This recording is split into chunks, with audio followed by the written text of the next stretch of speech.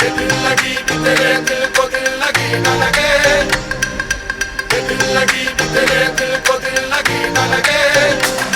वफाओं की हमसे तवक्को नहीं है, वफाओं की हमसे तवक्को नहीं है।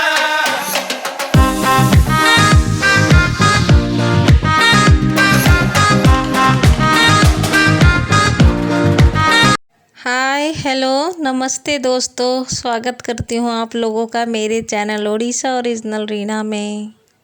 तहे दिल से शुक्रिया आप लोगों का जो अपना बहुत ही कीमती समय देते हैं मेरे ब्लॉग में, और जो लोग फुल वॉच करते हैं, जो मेरे व्यूअर्स मेरे फ्रेंड्स, उनका दिल से बहुत बहुत थैंक यू। और अब बहुत सारे लोगों के पास तो अभी टाइम नहीं है, 8 मिनट के ब्लॉग को भी लोग 1.5 मिनट देख कर जा रहे हैं। मतलब किसी के पास टाइम नहीं यार, ब्लॉग बनाकर भी कोई फ़ायदा नहीं। कोई बात नहीं, मुझे इंटरेस्ट है, मुझे अच्छा लगता है ब्लॉग शेयर करना।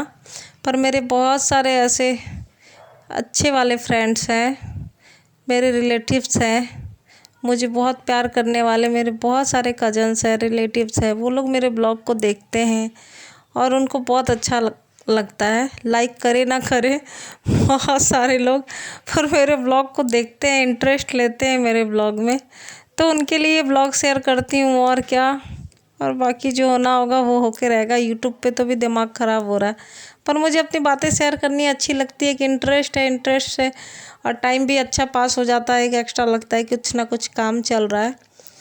तो ये मैं नाश्ता करने के बाद का ना, मैं तो नाश्ता नहीं की हूँ आज, क्योंकि आज मेरा व्रत है, आज है संडे का दिन और मुझे जाना है बाहर।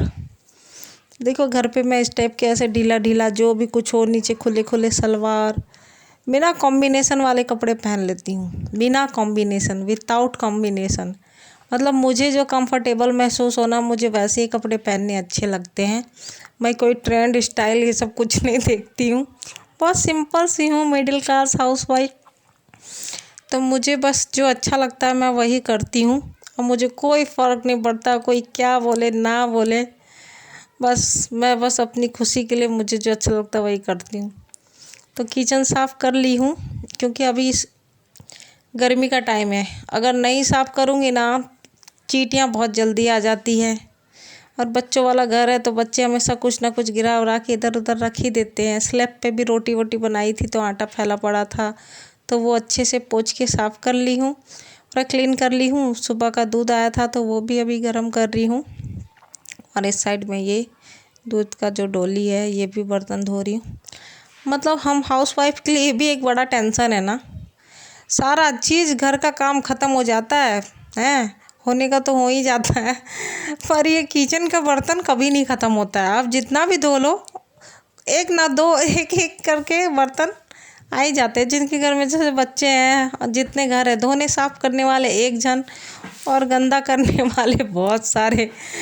तो हम 5 जन हैं, तो कभी अभी आधे घंटे के अंदर फिर कोई आके पानी पियेंगे, वो गिलास गया, कुछ ना कुछ ऐसे। मेरे घर में तो सारा दिन ऐसे बर्तन पड़ा रहता है भाई। और बार बार बोलियो, क्योंकि मैं ही अपने घर का सारा काम करती हूँ, इसीलिए मैं ही अपने घर की काम वाली बाई भी हूँ।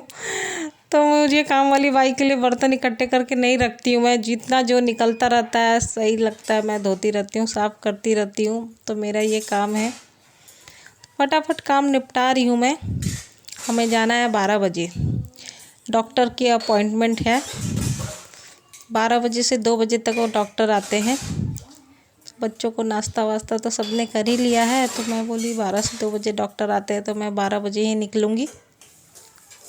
और आज संडे का दिन है, मेरा व्रत भी है, तो आज के दिन मैं मीठा मीठा खाती हूँ, नमक खाना नहीं खाती हूँ। जैसे अभी नाश्ते में तो बच्चों को मैंने मटर फ्राई किया था वो, और पराठा बना के दी थी, और चाय था वो खाए थे, तो वही एक्स्ट्रा रोटियां बना के रख दी हूँ। और सुबह की सब्ज़ी है, तो आज लंच नहीं बना रही हूँ।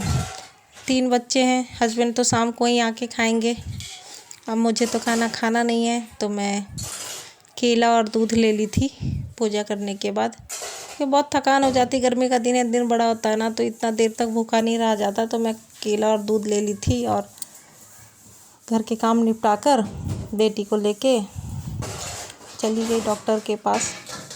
बहुत बड़ा टेंशन हो गया, इतना बड़ा टेंशन ना अगर आगे बताऊंगी, मतलब लाइफ ना पॉसिबल नहीं है, कुछ भी लाइफ में पॉसिबल नहीं है। नहीं, बोलने से तो सब कुछ पॉसिबल है, ऐसा नहीं है, सारा कुछ पॉसिबल है अगर आप चाहो, पर लाइफ में हमेशा एक ना एक टेंशन आती ही रहती है और उस टेंशन को हम दूर करते ही रहते हैं। तो यही है ज़िंदगी।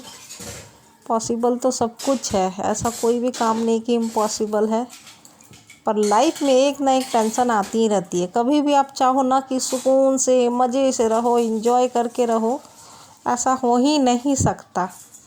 और मेरे तो 3 बच्चे हैं, तो तीनों का कभी कुछ उनके वजह से मैं ज़्यादा ही कुछ परेशान रहती हूँ।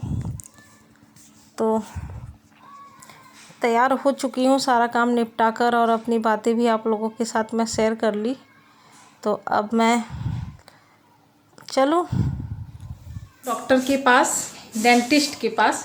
एक ब्लॉग शेयर की थी ना, डेंटिस्ट के पास गई थी, तो आज का अपॉइंटमेंट था डॉक्टर का। आज आने वाले 12 से 2 बजे का टाइम है, तो 12 बज चुके हैं। मैं निकल रही हूँ अपनी बेटी को लेके, डॉक्टर के पास जाना है। और बहुत तेज़ धूप है, इतनी धूप में ना जाने का मन नहीं करता।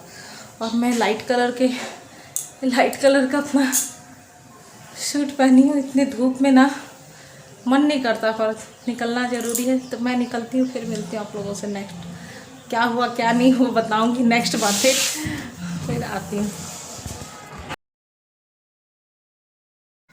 और अभी ना धूप बहुत ज़्यादा होने लग गई है। मार्च महीने में इस बार इतनी ज़्यादा तेज़ कड़क धूप आ गई है और गर्मी लगने लग गया है ना, पता नहीं आगे मई जून में क्या होगा। तो मैं और मेरी बेटी निकल चुके हैं। मुझे ना रिक्शे में ही जाना पड़ता है, कहीं भी जाना होता है तो। और दोनों छोटे बच्चे को घर में टीवी चला के छोड़ दी हूँ, और 1.5-2 घंटा तो टाइम लग ही जाता है कहीं बाहर निकलो तो। दोनों बच्चे घर में आराम से बैठ के टीवी देख रहे हैं। हस्बैंड तो ड्यूटी गए हैं, तो मुझे ही लेके जाना पड़ता है कहीं भी जाना हो बच्चों को लेके। तो अब रह लेते हैं, दोनों कोई लड़ेंगे, टीवी देखेंगे, समझा कर तो आई हूँ। और मैं चल पड़ी हूँ। धूप इतनी तेज़ है, मम्मी बेटी रिक्शा से उतरने के बाद भी थोड़ा चलना पड़ता है। तो फिर हम आ गए यहाँ पे। देखो यहाँ कुछ रूल्स लिखे गए हैं, रिसेप्शन एरिया है ये। और यहाँ बहुत अच्छा एक्सपीरियंस डॉक्टर है, पर डॉक्टर ने जो बोला, तो चैरिटेबल हॉस्पिटल में भी इतने ज़्यादा पैसे लग रहे हैं। बहुत पुराना और बहुत अच्छा हॉस्पिटल है, पर इतने पैसे लग गए ना। जो मेरी बेटी के दांत का मैं बताई थी ना, आगे पीछे हो रखे हैं, तो उसी का मुझे सही करवाना है, ब्रेसेस लगवानी है। तो मैं वहाँ डॉक्टर से बात करके घर पे आ चुकी हूँ। और ये देखो, ये रिपोर्ट है जो ओपीजी करवाया था मैंने। तो ओपीजी के भी ना, जो ओपीजी होता है दांतों का, एक छोटा एक्सरे होता है और एक बड़ा एक्सरे होता है, जो ये पूरा जबड़े का इसमें रिपोर्ट आ जाता है ओपीजी में। तो इसे दांतों का बड़ा एक्सरे बोलते हैं, ओपीजी का पूरा जबड़े का जिसमें आ जाता है। तो ये है, तो इसमें मेरी बेटी के 3 दांत आगे पीछे हो गए। वैसे हंसने से, स्माइल करने से पता चलता है। तो बचपन में गिर गई थी, तो डॉक्टर ने बोला था 12 साल के बाद करवाने, और अब आ गई है बारी। तो मैं गई थी। ये देखो, ये ओपीजी रिपोर्ट देखो, पूरा जबड़े का दिख रहा है इसमें। पैसे उन्होंने 35 से 45 हज़ार बता दिया है मुझे। और अब हस्बैंड आएंगे तो उनसे बातें करूँगी और बोलूँगी, और दूसरे डॉक्टर के पास भी ओपिनियन लेने। और फिर 1 से 1.5 साल का टाइम भी लगने वाला है इसमें। तो बाकी की बातें आगे फिर शेयर करती हूँ।